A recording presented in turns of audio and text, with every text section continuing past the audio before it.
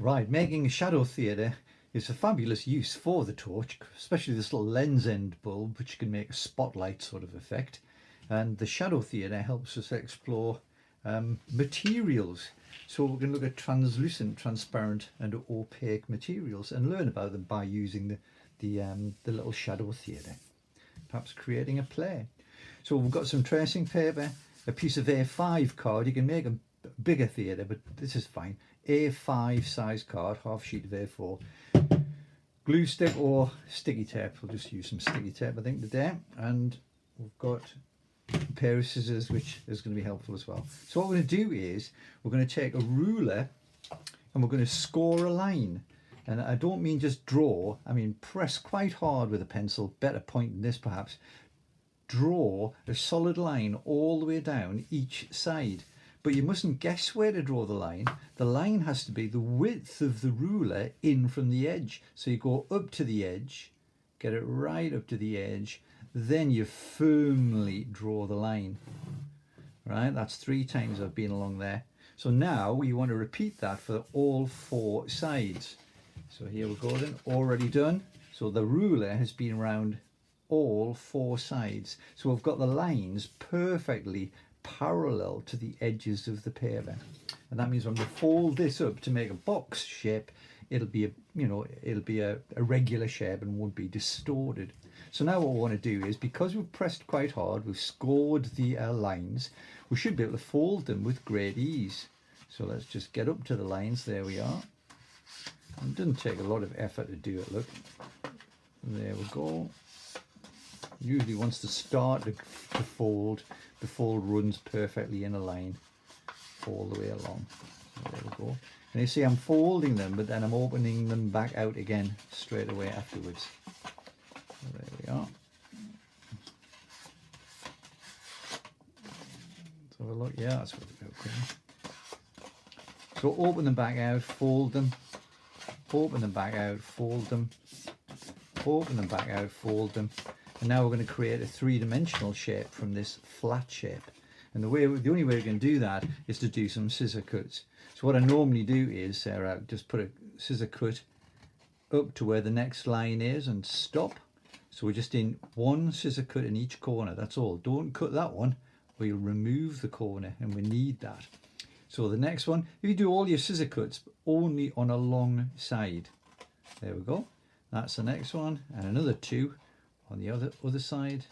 There's one, and there's that one there. And then what will happen is, when we come to fold this, the corners are created by folding in and round like that.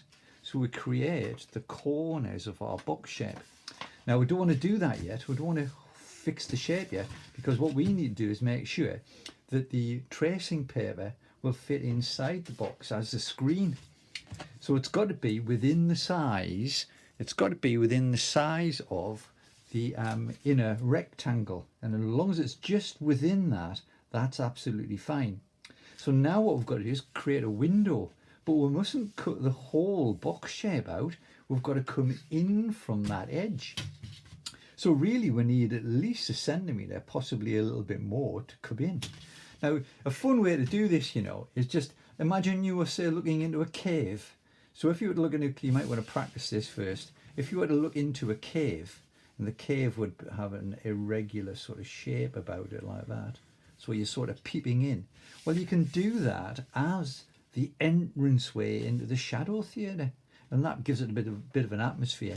You can do all sorts of things. The more complicated the shape that you do for the cutout, the harder it is to cut out. Okay, so you might just want to do a very simple shape. So I've left a border a bit more than 1 centimetre all the way around. And the way we start this is, look, you don't want to crease it anymore, but if you fold it partly like that and then just give it a little nip. There we are. Then you can go all the way around. If you're happy about folding it, then fold it.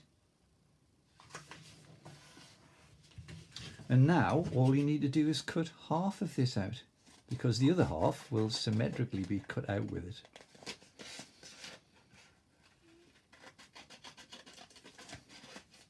It doesn't matter if we don't quite stick to the lines, because that could be on the inside and you wouldn't see the lines on the outside. So here we go then. So now we want to fold this up into a shape and then pop in the tracing paper. So tracing paper is going to go in like that, look, glued or sticky taped in, and then the shape is going to fold up around it like that. Oops, wrong way, isn't it? Because if I want to hide those lines, I've either got to rub them out now, or we've got to put this way around in order that the folds go on the inside and nobody sees those lines there. So that is going to fit there like that.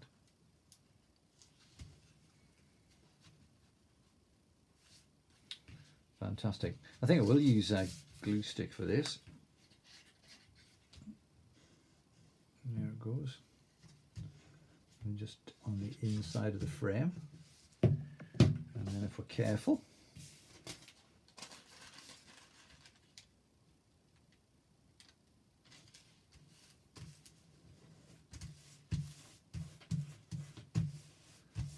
fabulous.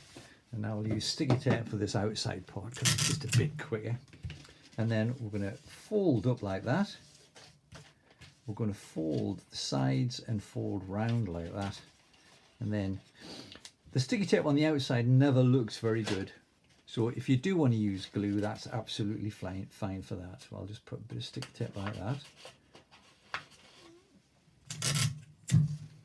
Next one.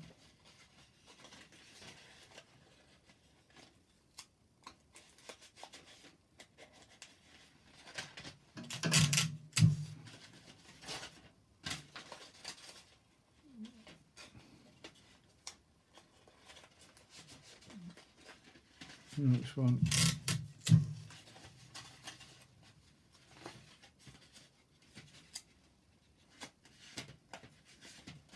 And there's our little shadow theatre. So the light source would be at the back, shining a light. We'll create the shadows at the back, and then the people view the screen from this side. So I'll show you that in the next video clip.